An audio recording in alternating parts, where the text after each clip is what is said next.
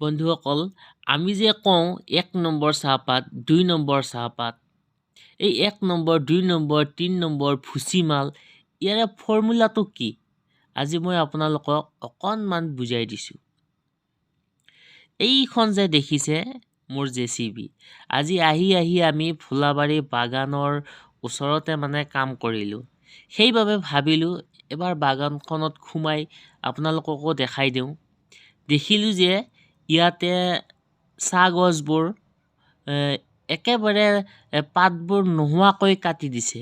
এয়া আপোনালোকে যে দেখিছে, ইয়াক কোৱা হয় হেডবেক কলম বুলি।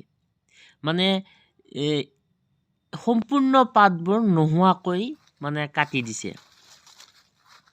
আৰু এইফালে চাওক, এইজোপা যে ওপৰে কাটিছে, ইয়াক কোৱা হয় DS কলম বুলি। এতিয়া মই যে ক'লোঁ আপোনালোকক ১ নম্বৰ চাহপাত, এই যে দেখিছে আপোনালোকে হেডবেক কলম দিয়া বুলি যে মই ক'লোঁ, ইয়াৰ পৰা যেতিয়া পাত ওলাব ৰ'ব মই আপোনালোকক দেখাই দিছোঁ। ইয়াৰ পৰা যেতিয়া পাত ওলাব তেতিয়া এইজোপা গছ এনেকৈ ইয়াৰ পৰা পাত ওলাব। যেতিয়া এই পাতবোৰ নতুনকৈ ওলাব তেতিয়া পুৰণি গছজোপাৰ পাততকৈ এইজোপা DS কলম দিয়া গছজোপাৰ পাতৰ ৱেটবোৰ বা ওজনবোৰ বেছি হয়। আৰু চাহপাতবোৰো ১ নম্বৰ হাই কোৱালিটিৰ হয়। মই আচলতে আগতে বুজি পোৱা নাছিলোঁ। ১ নম্বৰ বা ২ নম্বৰ ভাবিছিলোঁ মেচিনতে তেনেকৈ বনোৱা হয় বুলি। কিন্তু আজি ইয়াতে আহি গম পালোঁ আচলতে ১ নম্বৰ চাহপাত হ'ব লাগিলে পাততে নিৰ্ধাৰণ কৰা হয় যে কোনটো ১ নম্বৰ হ'ব বা কোনটো ২ নম্বৰ হ'ব, কোনটো পাতৰ চাহটোৰ কোৱালিটি ভাল হ'ব। যেতিয়া হেডবেক দিয়াৰ পিছত যিটো পাত ছিঙা হয়, সেই পাতটো ১ নম্বৰ ছুপাৰ কোৱালিটিৰ চাহ হয়। মই এই সম্পূৰ্ণ কথাখিনি এইজন দাদাৰ পৰা জানিব পাৰিলোঁ। দাদা, আপোনাৰ নামটো কি আছিল? ৰামপ্ৰসাদ চৌহান। ৰামপ্ৰসাদ চৌহান।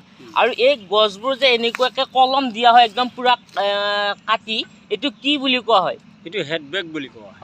হেডবেক। আৰু যিটো আমি ওপৰত অকণমান কাটি দিওঁ সেইটো DS বুলি কয়। সেইটো DS। দাদা, এইটো কলম দিয়া চিষ্টেমটো কেনেকুৱা? কিবা বেলেগ আছে নেকি? আপুনি বুজাই দিয়ক। বেলেগ আছে ইটো দিয়া হ'ল না, ইয়াৰ পিছত ইয়াৰ ওপৰত যাব 4 ইঞ্চি ওপৰত যাব।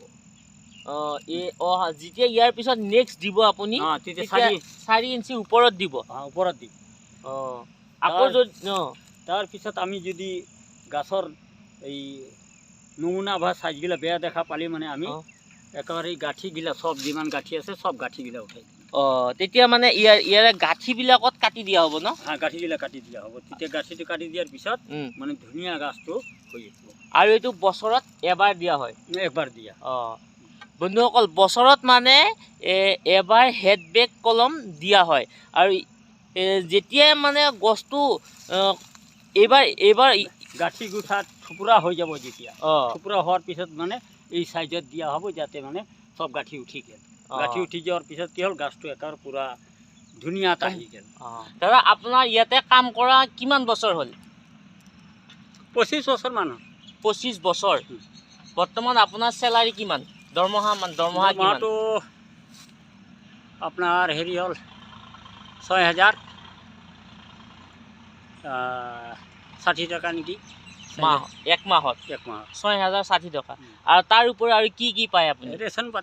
ৰেচন পাতি গোটেইখিনি পায় ছটা কমল এইবিলাক পায় বছৰত একবাৰ। দাদা, এই বাগানখনৰ বৰ্তমান বয়স কিমান? এই চাহৰ গছবোৰ লগোৱা কিমান বছৰ হ'ল? 25 বছৰ মান হৈছে। 25ৰ ওপৰত হোৱা নাই, 25 বছৰ। আৰু আপুনি ইয়াতে চাকৰি কৰাও 25 বছৰে হ'ল? 25 বছৰে হৈছে। এইডাল গছৰ নাম কি? লেবেক। আৰু ইয়াতে কিমান বিধ গছ আছে? লেবেক আছে, চিৰিচ আছে, আপোনাৰ নিম গছ আছে, আৰু কৰৈ আছে, আৰু ইয়াৰ ভিতৰত আপোনাৰ বগী ধূলি 2এটা গাছ আছে। বগী ধূলি বগী ধূলি মানে ধৰ যে পাকেৰি বা কদম এইবিলাক লগাব নাই, নোৱাৰি না? এইগিলা নাই, এইগিলা নহয়। এইগিলা মানে ইয়াতে যিকোনো গছ লগাব নোৱাৰি। আৰু এই গছবোৰে এই চাহ গছখিনি কি উপকাৰ কৰে দাদা? উপকাৰ মানে ঠাণ্ডা দিনত অলপ তলৰ ফালে গৰম ৰাখে। ঠাণ্ডাৰ দিনত তলৰ ফালে মানে গৰম ৰাখে। গৰম ৰাখে অলপ। আৰু ওপৰত যেতিয়া গৰমৰ ছিজন আহি যায় তেতিয়া আপোনাৰ গছগিলা মানে নিয়ৰটো ওপৰত ৰাখে আৰু তলত পুৰা গৰমটো হৈ যায়, তেতিয়া চাহপাত মানে ওলাই আহে। এওঁৰ লগত কথা পাতি বুজি পালোঁ মানে এওঁ চাহ গছবোৰক বহুতেই ভাল পায়। এই বাগানখনত জড়িত হৈ থাকি তেওঁ বহুতেই সুখী মানে। এওঁলোকৰ দৰে ব্যক্তিসকলৰ কঠোৰ পৰিশ্ৰমৰ বাবে আজি হয়তো আমি চাহ খাব পাৰিছোঁ। বহুতো নজনা কথা মোক শিকাই এওঁ এনেদৰে গুচি গ'ল তেওঁৰ নিজৰ কামত। এওঁৰ পৰা শিকা কথাখিনি মই আপোনালোকক বুজাবলৈ চেষ্টা কৰিলোঁ। যদি ভিডিঅ'টো চাই ভাল লাগিল এটা লাইক কৰি দিব আৰু এওঁৰ লগে লগে ময়ো আপোনালোকৰ মাজৰ পৰা বিদায় ল'লোঁ। ধন্যবাদ।